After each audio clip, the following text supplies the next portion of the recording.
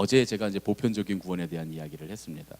여러분들이 이제 우리가 천국에 대한 이야기를 어제 했는데, 여러분들의 천국을 한번 상상해 보세요. 여러분들이 생각하는 천국은 어떤 곳입니까? 어떤 곳이 여러분 천국이겠습니까? 우리는 이제 너무 그런 생각만 했잖아요. 푸른 초장에 맑은 물가에 나무가 있고 그 밑에 이렇게 누워서 사과 따 먹는 거. 그런 게 천국은 아닐 거잖아요. 제가 예전에 어떤 영화를 보니까 이제 미국 사람들이 만든 영화인데, 미국 영화인데 천국에 간 거예요. 주인공이 천국에 딱 갔는데, 천국에 딱 들어갔는데 천국이 어떠냐면, 자기가 옛날에 가족들하고 아주 행복하게 살던 그 집, 자기가 가장 좋아했던 그 집이 천국인 거예요. 갔더니 자기가 좋아하던 그 아버지 할아버지 때부터 내려오던 그 의자가 이렇게 있고, 그 벽난로가 이렇게 벽난로에 불이 피워져 있고, 그리고 이제 먼저 천국에 온 가족들하고 이렇게 둘러앉아서 도란도란 얘기할 수 있는 그런 곳인 거예요. 천국이 그런 곳인 거예요. 그것도 그럴 수 있겠다. 그렇죠? 하나님께서 하나님 나라에 우리가 옛날에 살았을 때 참 제일 행복했을 때 의자도 갖다 놓으시고 벽난로도 갖다 놓으시고, 그럴 수 있겠다. 이제 그러면 이제 거기서 우리가 충격을 받습니다.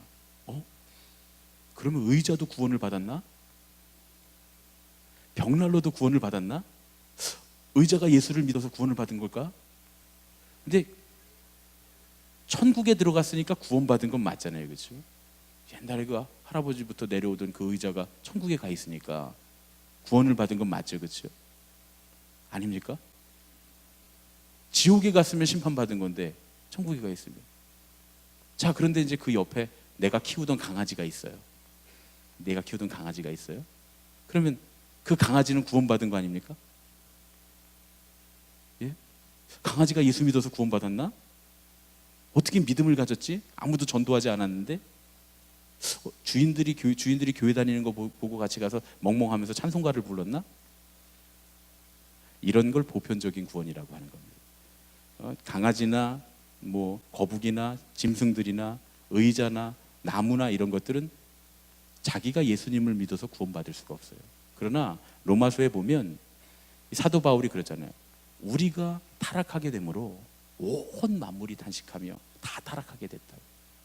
그래서 우리가 구원받게 되면 온 세상이 다 구원받게 되는 거예요. 그러니까 내가 천국에 들어갔기 때문에 내가 사랑하던 의자, 내가 사랑하던 자동차, 내가 사랑하던 집, 내가 사랑하던 강아지, 내가 사랑하던 거북이가 다 그 천국에 있을 수 있는 거예요. 여러분, 이게 이해가 되십니까? 어떤 분들은 그런 생각을 하세요. 이 강아지가 천국에 있다 그러니까 그럼 강아지가 예수 믿어 구원받을 수 있습니까? 강아지가 어떻게 복음을 듣고 그럼 우리는 강아지한테도 복음 전해야 됩니까? 이렇게 물어보시는 분들이 계신 것 같아요. 그런데 그런 얘기가 아니에요. 보편적인 구원이란, 우리는 이제 뼛속부터 아주 옛날부터 뭐 강아지 귀신, 고양이 귀신 이런 얘기 들으면서 이 영적인 개념으로 이 동물들을 이해하거든요. 그러다 보니까 그러면 강아지도 구원받았나 이렇게 생각하지만, 이건 서양 사람들은 전혀 개념이 없는 거예요. 이 서양 사람들, 웨슬리 목사님, 영국의 웨슬리 목사님은 강아지 귀신, 고양이 귀신은 들어보지도 못했어요. 그런 생각은 할 수도 없는 사람. 그러니까 강아지와 고양이와 모든 우리가 함께 하고 있는 이 자연 만물이 구원받는다라고 하는 건 보편적 구원이라고 한 거예요. 그걸 보편적 구원. 보편적 구원이란 우리가 천국에 들어감으로 우리가 사랑하고 아끼던 모든 것들이, 그리고 우리가 누리고 있는 이 자연 온 우주 만물들이 우리가 구원받음으로 함께 구원받게 된다라고 하는 의미인 거예요. 여러분 이제 이해가 되십니까? 이거를 뒤에만 듣고 오태원 목사가 저 강아지도 예수 믿어 구원받았대 이렇게 해갖고 가면 저 이단 되는 겁니다. 저는 강아지가 뭐 고양이가 예수 믿고 복음 들어서 구원받았나? 이러면 이제 제가 이단이 되는 겁니다. 여러분 이제 이해가 되셨죠? 그래서 우리가 상상할 수 있는 천국은 그런 천국이다. 우리가 하나님 나라에 들어가고, 그리고 우리가 이 땅을 조금씩 하나님 나라로 만들어 가면서 우리뿐만 아니라 우리가 발 딛고 있는 이 땅과 이 지구와 이 온 자연세계와 온 우주 만물이 함께 하나님 나라에 들어가게 된다. 그러니까 다시 말하면 회복된다. 온전하게 하나님께서 원래 창조하셨던 그 창조의 목적대로 모든 것이 회복되는 것, 그것을 우리는 하나님 나라라고 한다. 그런 말씀이죠. 예. 이게 좀 어려운 얘기를 이렇게 이제 그 복잡한 얘기를 제가 좀 쉽게 지금 설명을 해 본 겁니다.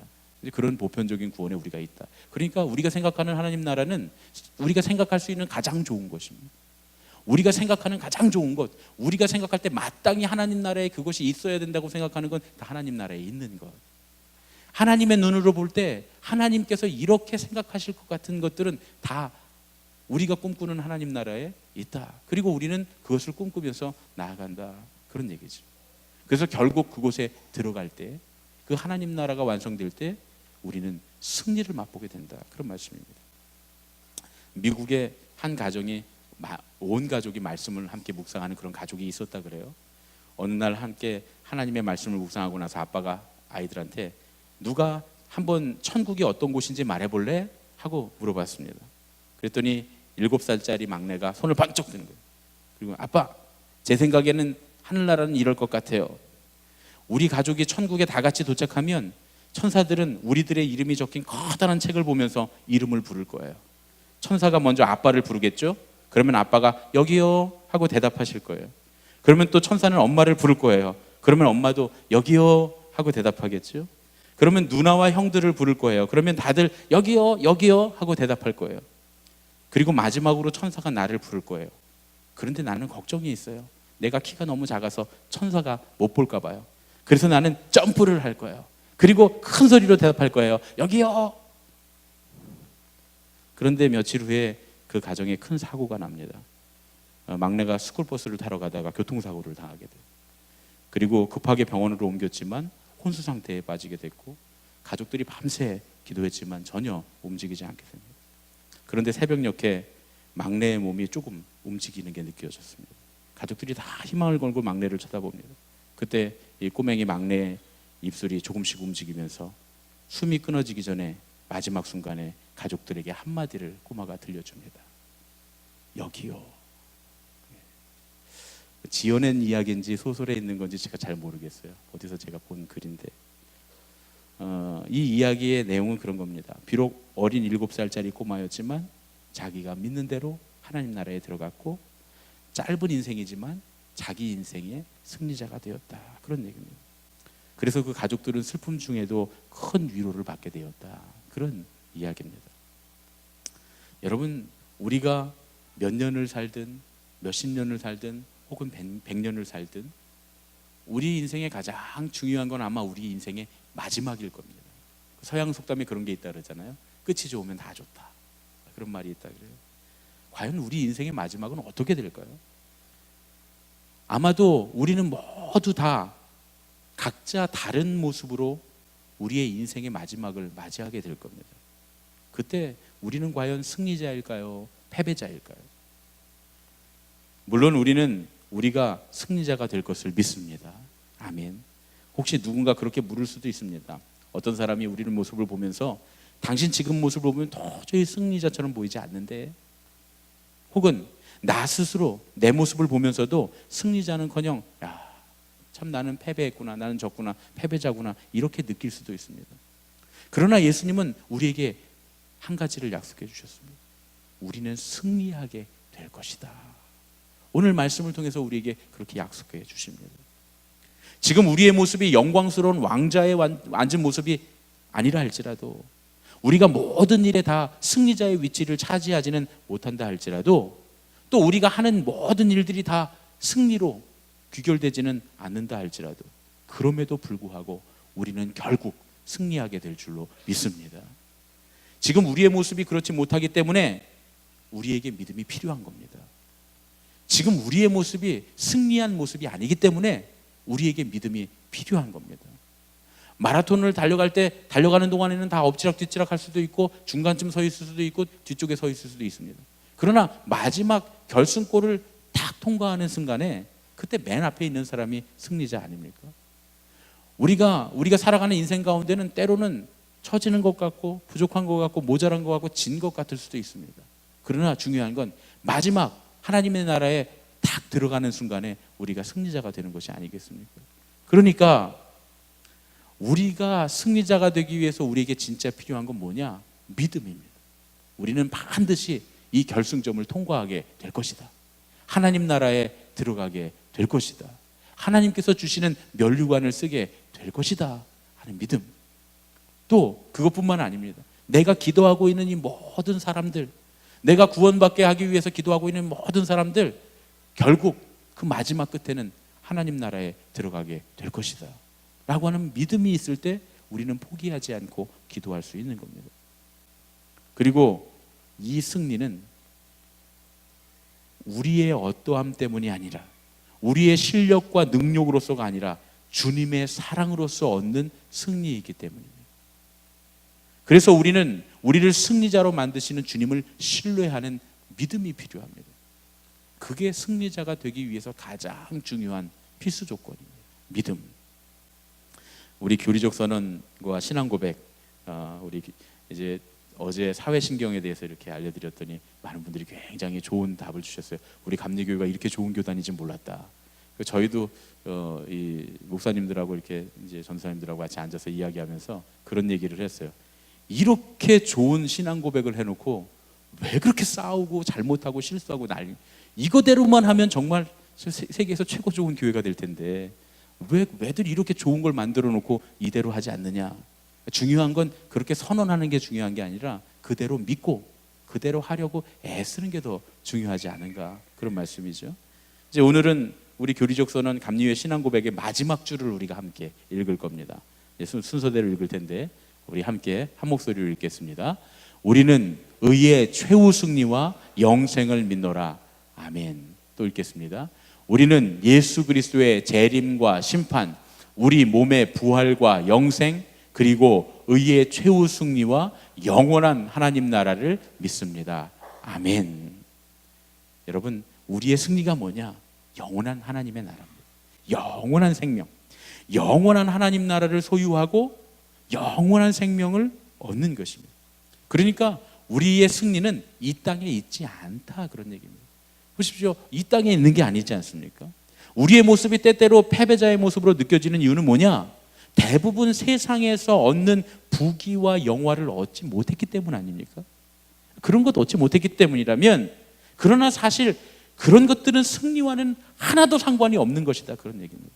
그러니까 그 모든 것들을 다 얻어도 영원한 하나님 나라를 소유하지 못하고 영생에 들어가지 못하면 아무 소용이 없는 것 아니겠습니까?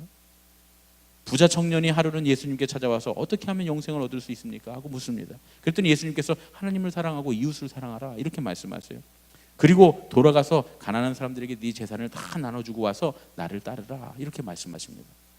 부자 청년은 가진 재물이 너무 많아서 근심하면서 돌아갑니다. 그가 갖고 있는, 그가 얻어놓은 세속적인 성공, 그리고 그 부가 진정한 인생의 승리의 가장 큰 걸림돌이 된 거죠. 결국 세속적인 승리 때문에 영생의 승리를 주시는 예수님께 이 부자 청년은 돌아오지 못합니다. 사도 요한은 오늘 말씀을 통해서 우리에게 하나님을 사랑하고 이웃을 사랑하면 승리할 것이라고 말씀합니다. 그리고 하나님을 사랑하고 이웃을 사랑하는 그 사랑은 하나님의 계명을 지키고 따르는 것으로 증명된다, 이렇게 말씀합니다. 그런데 우리가 하나님을 사랑하고 이웃을 사랑하라는 하나님의 계명을 잘 따르지 못하는 이유가 뭡니까? 그거는 손해보기 때문입니다. 아니, 진짜로 손해본다기보다는 왠지 크게 손해를 볼 것 같은 그런, 요즘 그 청년들이 그런 얘기 하더라고요. 느낌적인 느낌이 들기 때문입니다. 그런 왠지 크게 손해보는 것 같은 그런 느낌이 들기 때문입니다. 부자 청년에게는 자신이 모은 그 큰 재산을 가난한 사람들에게 다 나누어주는 일이 크게 손해보는 일로 느껴졌던 거예요.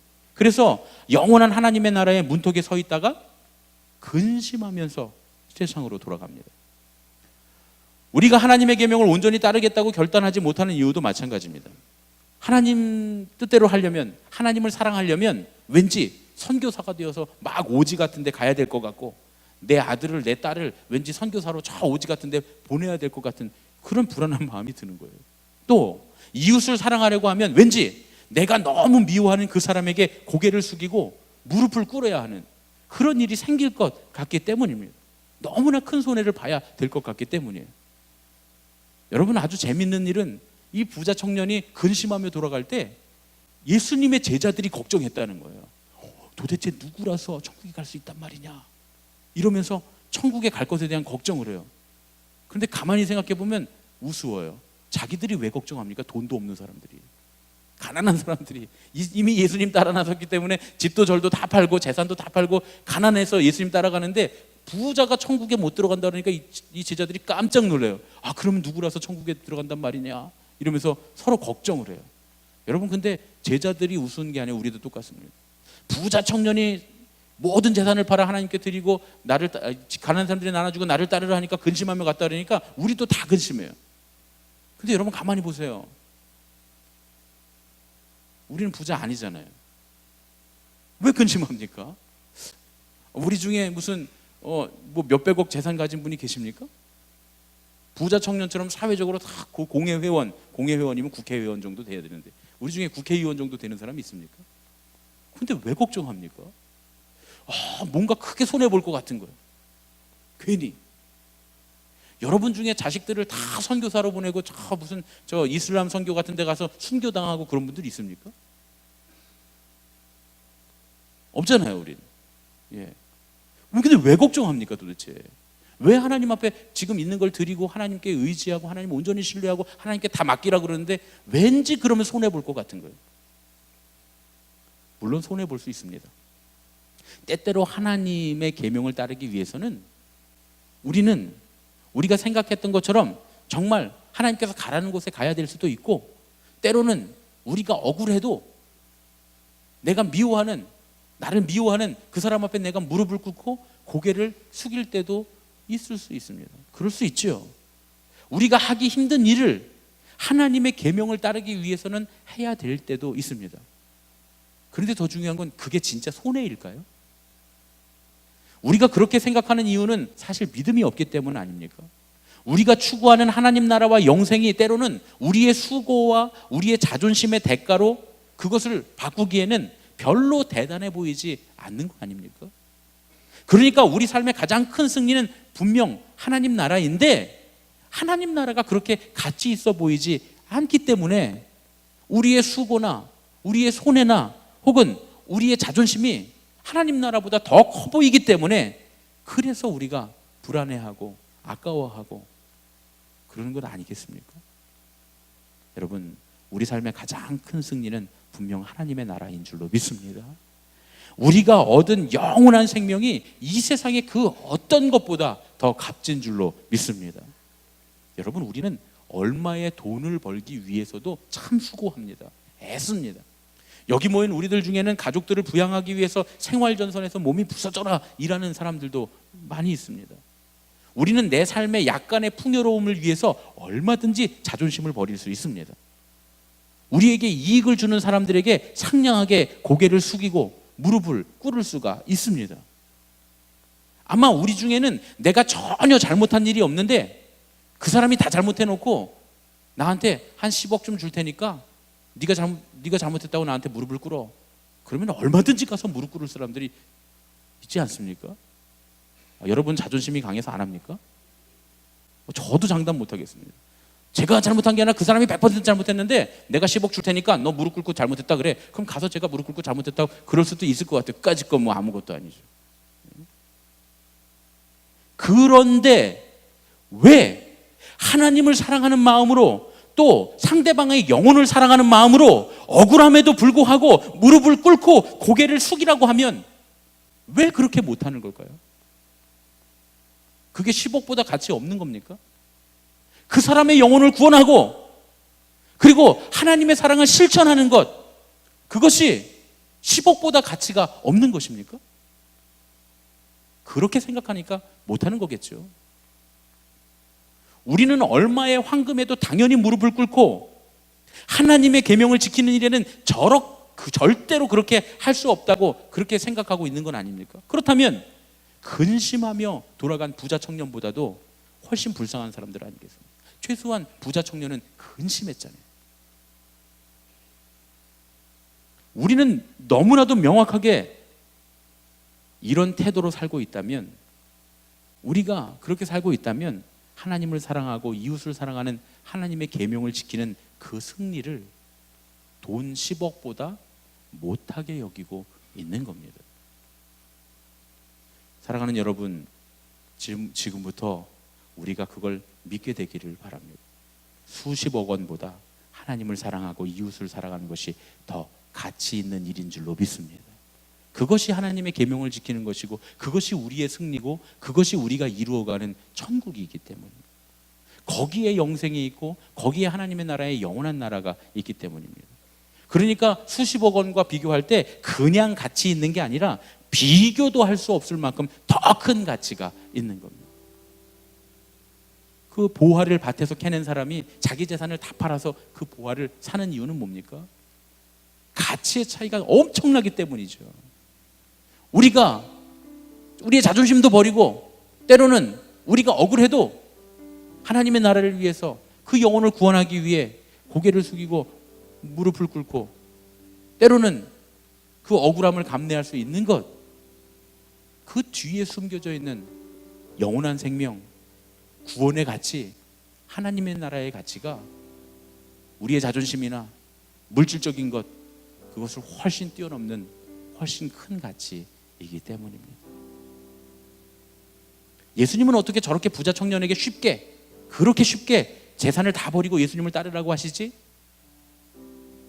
나에게 질문했다면 여러분 한번 생각해 보십시오. 어떻게 예수님 내 재산 다 버리고 주님 따르라고 하십니까? 그게 그렇게 쉽습니까? 그러나 예수님께서는 영원한 하나님의 나라는 그 청년이 가진 재물과는 상대도 되지 않는 가치를 갖고 있는 것임을 주님은 너무나 잘 아시기에 그렇게 쉽게 그에게 말씀하실 수 있었던 겁니다. 야, 네가 갖고 있는 그 재산, 아이고야, 그거 요만큼의 가치도 없어. 하나님 나라에 비하면 너 그 엄청 많이 갖고 있는 것 같지? 그거 아무것도 아니야. 하나님 나라에 들어가 봐. 그러면 아유, 그거 버리기 잘했다. 분명히 그렇게 생각할 거야. 그까짓 것 때문에 하나님의 나라를 잃어? 다 버리고 와, 하나님의 나라는 훨씬 더 가치 있는 거예요. 그렇게 예수님은 말씀하시는 겁니다. 생명을 잃으면 돈은 아무 가치가 없습니다. 하나님 나라에 들어가지 못하면 우리가 세상에서 얻은 물질과 명예, 권세는 길가에 굴러다니는 돌멩이나 마찬가지입니다. 그런데 여러분, 우리는 사실 하나님 나라에 들어가기가 쉽지 않습니까? 부자는 하나님 나라에 들어가기가 어려운데 우린 부자가 아니잖아요. 혹시 여러분 중에 엄청난 부자 있습니까? 생각해 보니까 아까 목사님 물어볼 때는 몰랐는데 지금 생각해 보니까 제가 한 200억쯤 재산을 갖고 있는 것 같습니다. 그런 분 계십니까? 제가 목사님 아까 얘기할 때는 몰랐는데 생각해 보니까 제가 대통령을 좌지우지하고 국회의원들을 좌지우지하는 그런 권력, 이런 거, 명예 이런 거 갖고 있는 것 같습니다. 그런 분 계십니까? 얼마나 감사합니까? 여러분, 정말 다행입니다. 진짜 다행입니다, 여러분. 우리에게 그런 게 없어서 정말 다행입니다. 그래서 우리는 다 승리할 겁니다. 할렐루야. 왜냐면 있으면 버려야 되는 건데 이미 없잖아요. 버릴 게 없으니 얼마나 감사합니까? 버리려면 너무 힘들고 어려운데 버릴 필요도 없으니 얼마나 감사합니까? 우리는 부자 청년처럼 많이 가진 사람이 아니기에 방향만 잘 바꾸면 됩니다. 방향만 잘 바꾸면 우리는 됩니다. 뭐 버릴 것도 없어요. 우리는 예수님 따라가기가 정말 쉬운 사람들입니다. 하나님께서 그런 거 우리에게 많이 안 맡겨주셔서 얼마나 감사한지 모릅니다. 우리는 정말 믿음대로 살아가기에 안성맞춤인 사람들입니다. 할렐루야. 우리 옆에 계신 분들이 이렇게 인사하겠습니다. 그동안은 이렇게 돈도 못 벌고 이게 잘하지도 못하고 이렇게 능력도 없고 그렇게 보였는데 아니에요, 여러분. 하나님의 나라에 들어가기에 안성맞춤입니다. 할렐루야. 우리 옆에 있는 분들 이렇게 인사하겠습니다. 당신은 믿음대로 살기에 안성맞춤입니다. 할렐루야. 아멘. 할렐루야. 제가 여러분 이번 주간에 우리 특별 새벽기도를 하다가 진리를 깨달았어요. 웃으시라고 하는 얘기입니다. 또 이거 갖고 가서 오태호 목사가 그렇게 얘기했다고 또 이단이라 그러시면 안 됩니다. 웃으시라고 하는 얘기예요. 어떤 진리를 깨달았냐면 아주 유쾌한 진리를 하나 깨달았습니다. 제 방에 가면 아주 유명한 그 붓글씨 쓰는 선생님이 쓰신 글씨에 제가 아는 어떤 사모님이 그림을 그리신 그렇게 그 병풍이 한 폭이 있습니다. 원래 8폭짜리예요. 8폭 8폭짜리인데 그 8폭 중에 한 폭을 저에게 선물로 주셨어요. 그래서 제가 이렇게 우리 권사님 한 분이 액자를 멋있게 해주셔서 그래서 제 방에 걸려 있는데 거기 뭐가 걸려 있냐면 마태복음 5장 6절이 있습니다. 의에 줄이고 목마른 자는 복이 있나니 저희가 배부를 것이며, 그게 한자로 쭉 써 있어요. 제가 이제 앉아갖고 이렇게 우리 새벽기도 끝나면 이제 목사님들 전도사님들하고 다 같이 이렇게 이제 아침 식사를 하고 이제 그 하루 일과를 시작해야 되니까 와서 이제 또 기도 봉투를 함께 나누고 함께 기도하고 이제 그런 시간을 갖는데 아침을 좀 많이 먹었어요 제가 그날. 그래서 아침을 많이 먹고 와서 이렇게 배를 탁 만지면서 저는 이제 배가 많이 나와서 손을 이렇게 걸치면 되게 편합니다. 여러분 이제 배 나와 보세요. 알아요, 배 나온 사람들. 이렇게 걸치고 있으면 굉장히 편해요. 마음도 평안해지고. 배를 이렇게 걸치고 그 액자를 이렇게 보고 있었어요. 근데 의에 줄이고 목마른 자는 복이 있나니 저희가 배부를 것이며, 아, 내가 복 받았구나. 나 이렇게 배 나오고 배부른 게 복이구나. 정말 마음 깊이 깨달아졌어요. 그래서 나 살 빼라고 하지 말라고, 이제 앞으로는 나 이거 복 받아서 배 나온 거라고. 내가 의에 줄이고 목마르니까 하나님 나한테 복 주셔서 내가 이렇게 배부르다고. 365일 배불러 있다고 말이죠. 아기를 갖고 임신을 해도 10달밖에 못 배불러 있는데 나는 지금 몇십 년째 배불러 있다고 말이죠. 얼마나 복 받았습니까? 그러니까 마음이 너무 편하고 너무 행복한 거예요. 그러면서 무슨 생각했냐면, 야, 내가 못생기고 뚱뚱한 것도 얼마나 큰 복인가 말이죠. 유혹받을 일이 없어요. 못생기고 뚱뚱하니까 뭐 예쁜 사람들이 와서 목사님 너무 멋있어요 뭐 이럴 이유가 전혀 없는 거예요. 제가 너무 그것도 감사한 거예요. 여러분 얼마나 감사합니까? 잘생긴 사람들은 잘생겼다고 감사하겠지만 저는 저 나름대로 뚱뚱하고 못생기고 감사합니다. 그래도 이렇게 생겼는데도 저를 엄청 사랑해주는 아내가 있다고 하는 것, 이게 또 기적 아닙니까? 이게 정말 큰 기적이죠. 또 우리 애들은 우리 아빠가 세상에서 제일 멋있는 줄 아니까 이게 또 엄청난 기적 아닙니까? 엄청난 기적이죠. 아, 천국이구나. 정말 행복하구나. 여러분, 좀 못생긴 게 복이에요. 좀 없는 게 복입니다. 좀 못된 게 복입니다. 못됐어도, 좀 우리가 안 됐어도, 없어도, 좀 못생겼어도, 이게 진짜 하나님 나에게 주신 복이구나. 그걸 깨닫게 되는 저와 여러분 되시기를 예수님의 이름으로 축원합니다. 그러니 승리 안 할 방법이 있습니까? 우리는 다 승리하게 될 줄로 믿습니다. 우리 오늘 이 시간에 이제 마지막으로 주제가 찬양을 한 번 더 부르 기도할 텐데, 하나님, 나는 참 주님께서 승리하기에 적당하게 만드셨고 하나님 이끌어 가시는군요. 내가 가진 것, 없는 것도, 부족한 것도, 모자란 것도, 아닌 것도, 안 된 것도 하나님 다 나에게 하나님 승리를 위한 하나님의 은혜인 줄로 믿습니다. 그렇게 내가 바랐던 것 하나님 안 주신 것도, 그것도 하나님 승리하게 하시기 위한 하나님의 은혜인 줄로 믿습니다. 그게 있었더라면, 잘생겼더라면, 그리고 그게 됐더라면, 그러면 나는 천국에서 멀어질 뻔해서 하나님 내게 그것 안 주신 줄로 믿습니다. 감사합니다. 그리고 나에게 진짜 승리를 위해서 필요한 것을 이미 하나님께서 충분히 주신 줄로 믿습니다. 그 믿음과 신뢰 안에서 승리케 하여 주시옵소서. 우리 함께 찬양하고 화심하여 기도하겠습니다.